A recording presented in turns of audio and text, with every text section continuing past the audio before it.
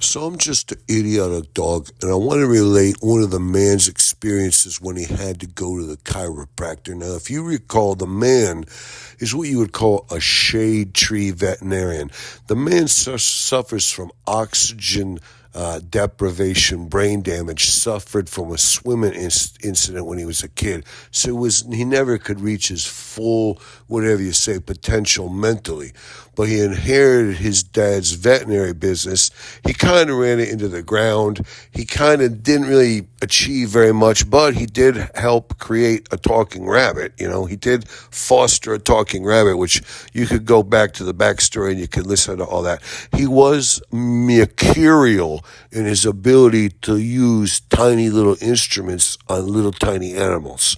So his forte, he wasn't that good at remembering a lot of the crap that goes into, treating animals and stuff. But if he could just, try to fix something or sew something up or reconnect some things with little tiny instruments around little tiny brains or little tiny synapses or whatever it would be, that was his forte.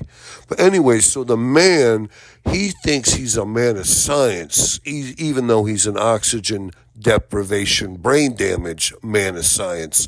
So he carries a little chip on his shoulder, and so he kind of has it in for the chiropractor. He calls him a bone cracker, which the chiropractor threw him out of his office one time when he called him a bone cracker. He said, "I'm not a bone cracker. I'm a doctor of chiropractic."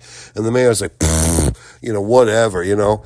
So anyways, the chiropractor's office gets the man down there. He says, "Come in at 2:30, and he usually sits there till about 3:30 before they call him back. And he's like, "Hey, if you tell me to be here at 2:30, it should be pretty close to 2:30 that you call me back to sit in the chamber till the chiropractor comes in to crack my back." You know what I'm saying? If you call me and tell me sit there at 2:30, it shouldn't be 3:30 that you call me back. If you're going to call me back at 3:30, tell me to come in at 2:45 or 3:15, something like that. And what makes it so horrible in this instance, according to the man, he's sitting there and he gets there about 2:30, and there's this one really big obese guy who's chomping on gum. And the man's convinced this guy couldn't have had too many teeth because the way this guy was gumming his gum. You ever hear clacks and chew noises clacking? Like a dog trying to clack a little piece of something out of his tooth, his canine, his incisor, like the way dogs smack their lips. This guy was clacking his toothless gums on this piece of gum. I don't know what kind of gum this guy was chewing, but there was little clack noises, little saliva things, little whatever you say, And not only that, then he would take deep breaths in between and just kept chomping on that gum in a way that everybody was in the waiting room with the man. They were like all wondering, hey, what in the hell is this guy's problem? This is so obtrusive. This guy is invading everybody's space with this gum clacking noise and these chomp noises and these heavy sighs. Doesn't he realize that everyone is conscious, and it gets to the point where the only thing anybody can even think about or the only thing that can concentrate on is this guy's chew noises, his saliva clacks, his gum clacks, his lip smacks. It's so disgusting. The man, he told me he was just buried in his phone. He was just trying to concentrate on his phone, but there's nothing that could make him divert his full engrossed attention to this guy's clacking noises. And what made it worse was the man keeps thinking, they're going to call my name, and I'll be one of the ones that finally get away from this. But one by one, everybody else in the waiting room was called back to one of the chiropractic rooms, and the man eventually was left just by himself with this clacking, chomping, lip smacking monster. And the man couldn't believe it. Every time somebody else got called, he felt like he was, in some kind of like a Saw movie or something where, his number can't come up. He's like, please take me away. And it's always somebody else. It was like a lottery system in reverse. Instead of winning, you lost. His name was never called, and eventually it's just him and the big guy, and all he can think about is, if they don't call my name pretty soon, I'm going to get up and walk away. He felt like getting up and smacking this guy and punching him. He felt like asking the guy, do you realize how obtrusive you are? How disgusting? how, don't you have a little compassion for the other guy?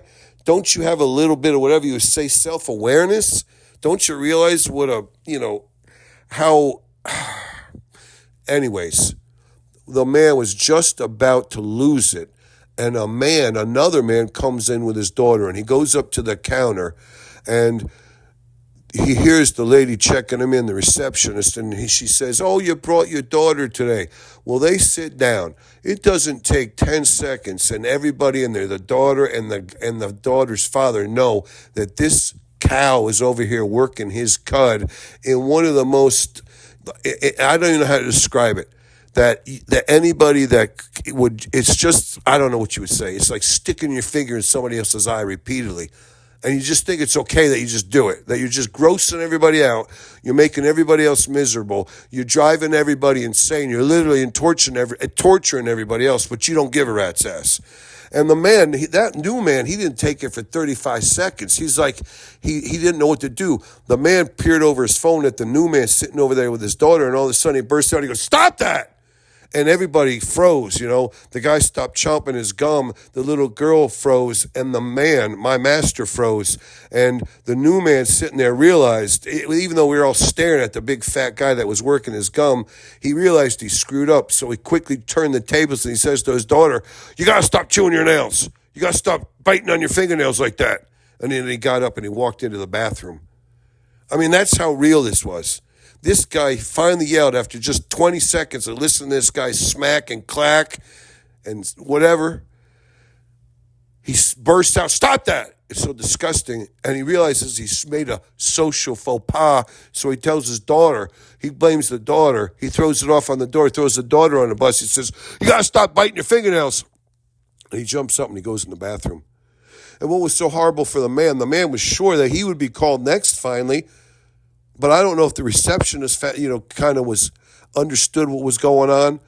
And so, but anyways, they called the new man and his daughter back before my master, the man. And the man couldn't even believe it. He's like, "Oh my God, I know I was here before them. I've been here for 45 minutes to an hour before them. And they get called back immediately? Why do you even have me come into this place?" Finally, what happened was, they called the big, fat, obese, slovenly, gum-chewing, lip-smacking, clacking machine back to one of the chiropractor's things.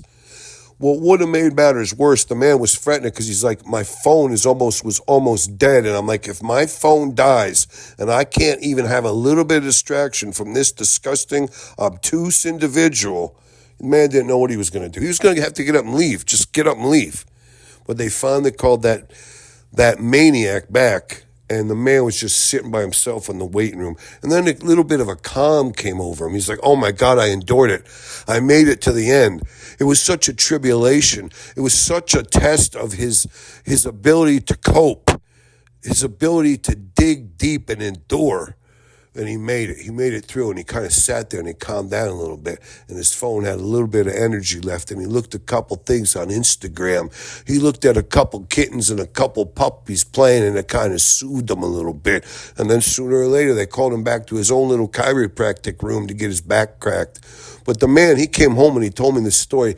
He did not think he was going to be able to handle it. He thought he was going to jump up and go insane. He said it was a white knuckle moment that I fought through somehow, and he got through it, but whatever. I mean, when the man relayed the story to me, I was like, I'm an idiotic, stupid dog. I just would have ignored him. If anything else, if I had to, I would have licked my own balls. If you get somebody who's really driving you crazy and you need some distraction from their distractive whole craziness. If you're honing in on somebody else and you can't break your concentration, just lick your balls. Now, of course, the man couldn't have licked his balls, but I'm a dog. I would have just simply licked my balls. That would have put a stop to everything for a little bit anyways. The gum clack could have been like, "Oh my God, this dog's really working on his balls here." Plus, if you lick your own balls, which I would have licked where my balls used to be, I don't really have any balls, but I would pretend to lick my balls. I would have whatever you call it, phantom ball lick. I would have phantom ball lick, but at least even phantom ball lick, it's enough to break the whole thing. And, you disturb everyone else. All of a sudden, you become the center of attention. Everyone else kind of gives in for a little bit. They quit doing what they're doing. They pay attention to you. But you break your concentration on them. That's the most important thing. Even if you're doing a phantom ball lick, you still, that becomes the focus of your attention, and you can, whatever, break the spell of the obtuse individual who's driving you crazy. I don't know. I'm just an idiotic, stupid dog, so whatever. Take it with a grain of salt.